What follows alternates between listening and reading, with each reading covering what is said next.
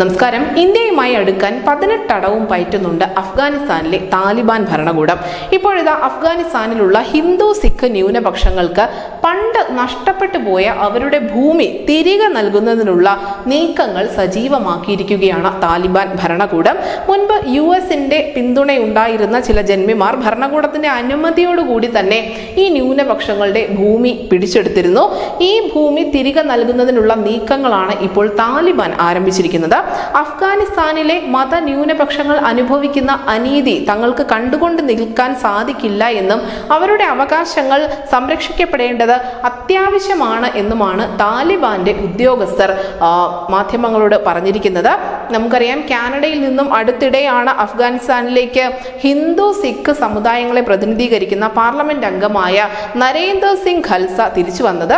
അദ്ദേഹത്തിന്റെ ഈ തിരിച്ചുവരവ് കൂടി താലിബാൻ ഭരണകൂടത്തിന്റെ ബോധോദയത്തിന് കാരണമായിട്ടുണ്ട് എന്ന് തന്നെയാണ് പൊതുവിൽ വിലയിരുത്തപ്പെടുന്നത്. അങ്ങനെ ന്യൂനപക്ഷങ്ങളോട് വല്ലാത്ത ഒരു സ്നേഹം കാണിച്ചുകൊണ്ട് മുന്നോട്ട് പോയിക്കൊണ്ടിരിക്കുകയാണ് ഇപ്പോൾ താലിബാൻ ഭരണകൂടം. തീർച്ചയായും ഹിന്ദു സിഖ് ന്യൂനപക്ഷങ്ങൾക്ക് വേണ്ടി പ്രത്യേകമായി താലിബാൻ ഭരണകൂടം ഇത്തരത്തിലുള്ള ഒരു എഫേർട്ട് എടുക്കുന്നുണ്ടെങ്കിൽ അതിന് പിന്നിൽ ഇന്ത്യയുമായി അടുക്കാനുള്ള ശ്രമമായിരിക്കും എന്നതിൽ തർക്കമില്ല. News desk news India Malayalam.